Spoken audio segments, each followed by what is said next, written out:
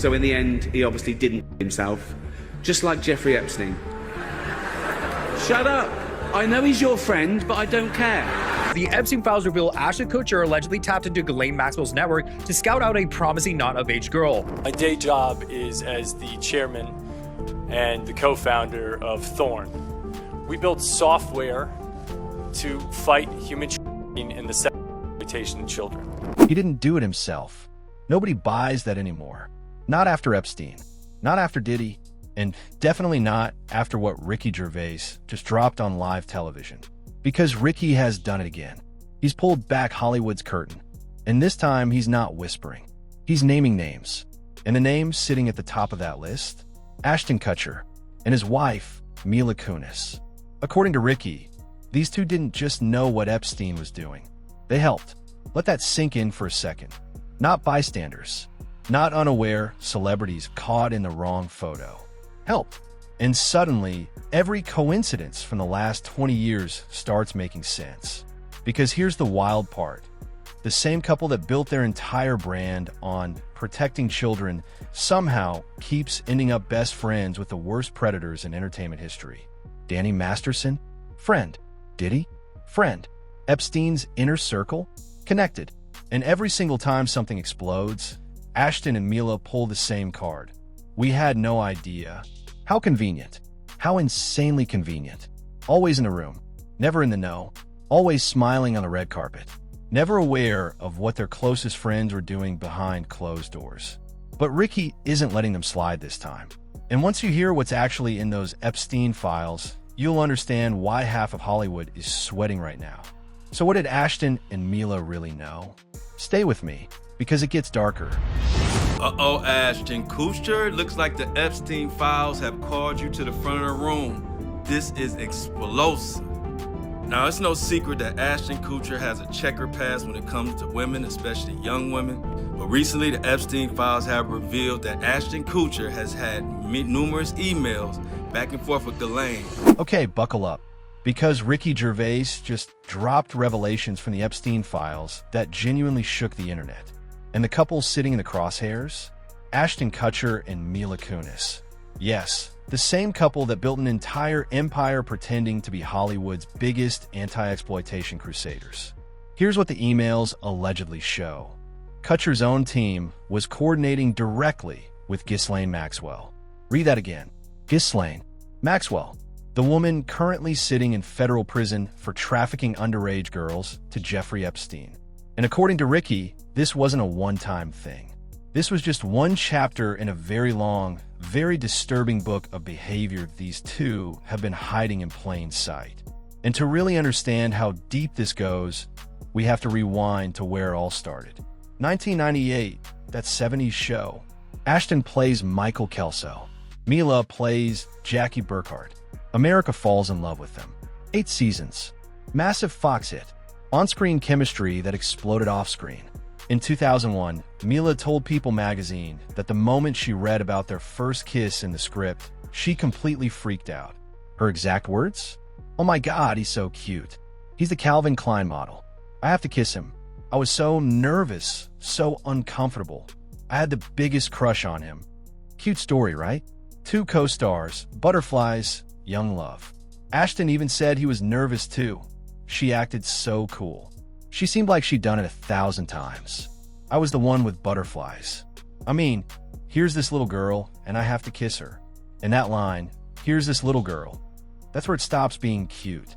Because at the time of that kiss, Mila Kunis was 14 years old. Ashton Kutcher was 19. And it gets worse. Way worse. In 2002, on The Rosie O'Donnell Show, the truth slipped out on live TV. Danny Masterson, yes, the convicted are *pissed Danny Masterson, had bet Ashton $20 to French kiss a 14-year-old Mila during a scene. A bet to kiss a child for $20. and Ashton took the bet.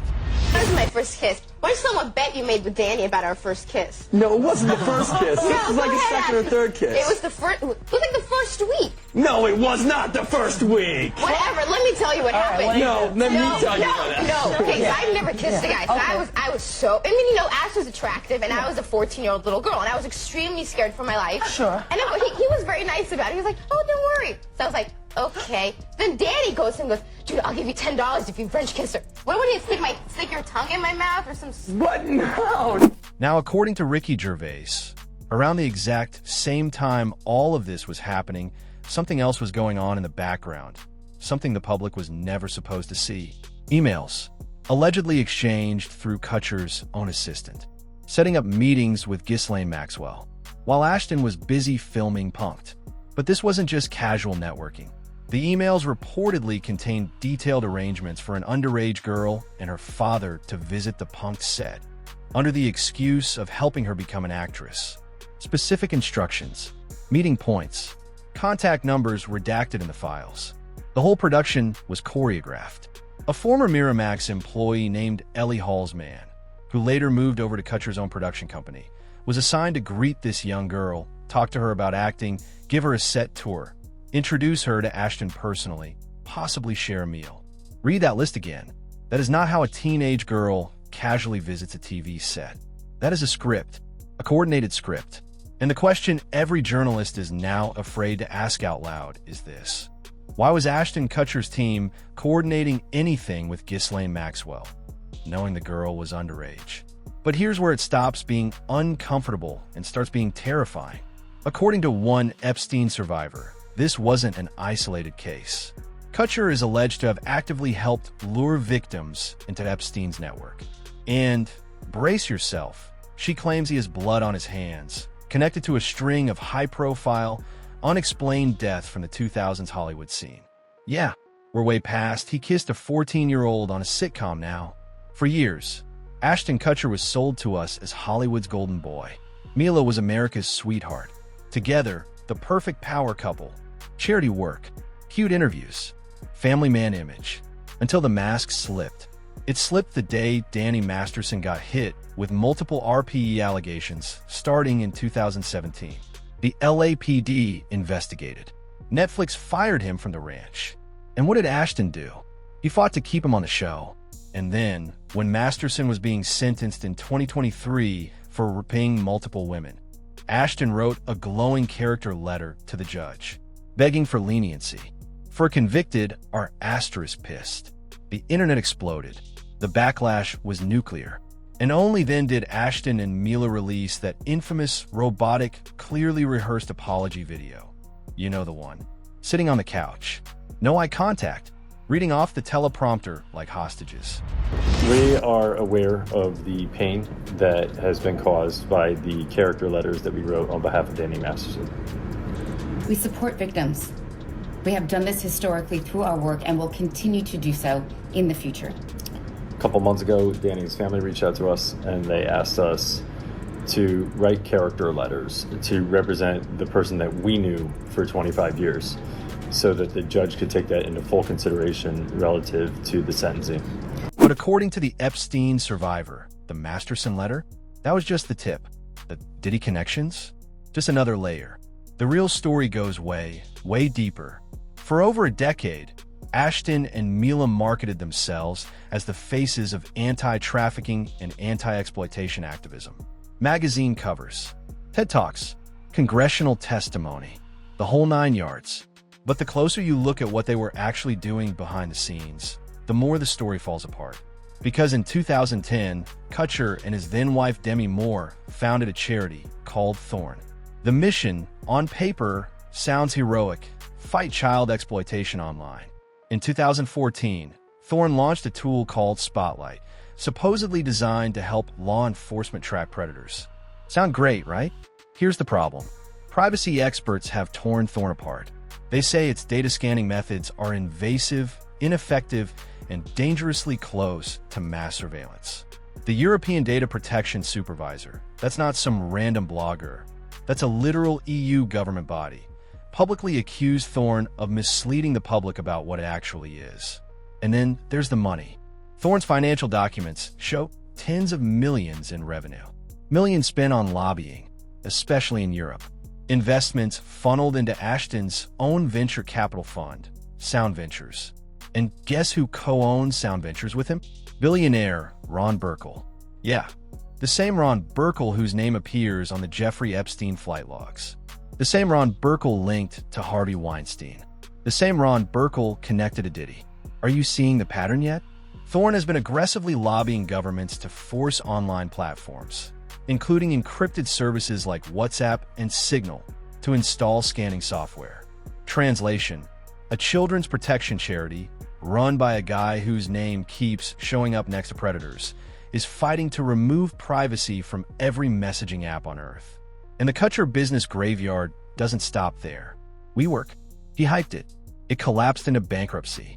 Stoner Cats, the NFT project he launched with Mila, the SEC fined them $1 million in 2023 for running an unregistered crypto offering. After every scandal, the playbook is the same. Stage paparazzi photos, soft puff piece interviews, and now, the couple that swore for years they'd never put their kids on camera, suddenly parading them in front of the media. Why? Because nothing softens public hatred faster than children. It's PR 101, and they know it. One survivor put it perfectly. Ashton strikes me as the kind of guy who'd start a charity for the exact thing he's guilty of. So if anyone ever asks, he can say, "Who, me?" Couldn't be. And the reason I'm doing this is not because I think In the Crease is good, but because Jock told me Mila would sit on my lap and like.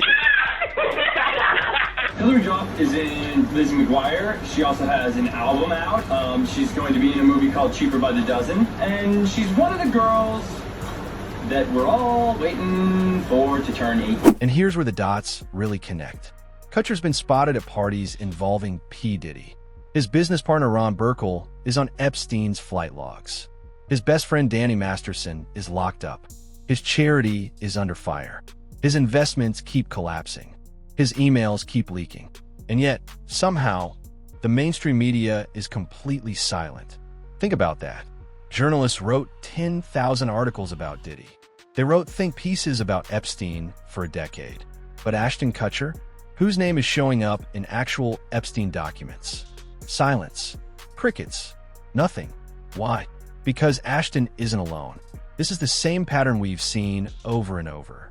Diddy visiting orphanages in Kazakhstan, where a child literally claimed Diddy tried to buy him. Different name. Same playbook. Celebrities building charities that conveniently give them access to exactly the kind of victims they're accused of exploiting. A shield. A mask. A halo manufactured by a PR team. And the public is finally waking up. The Ashton and Mila brand is cracked. Their reputation is bleeding. Their PR machine is sputtering. Because no amount of staged smiles can erase what's now sitting in black and white in the Epstein files. So I want you to really think about this. Did Ashton and Mila know more than they claim? Was Thorne ever a real charity? Or was it a shield from day one? Why is every major news outlet suddenly losing their voice when his name comes up? And the question that should haunt all of us: how many other celebrities are doing the exact same thing right now? Hiding behind charity work, waiting to be the next name on the next list? Danny Masterson is in prison. Diddy is under federal investigation. Epstein is dead, but the network that protected all of them, still standing. Same silence, same protection, same Hollywood machine. Drop your honest opinion in the comments. Do you believe Ashton and Mila really had no idea? Was Thorne a genuine charity, or the smartest PR shield in Hollywood history? And why? Why is the media still protecting him? Smash that like, subscribe, and stay tuned, because the next name on this list is going to shock you even more.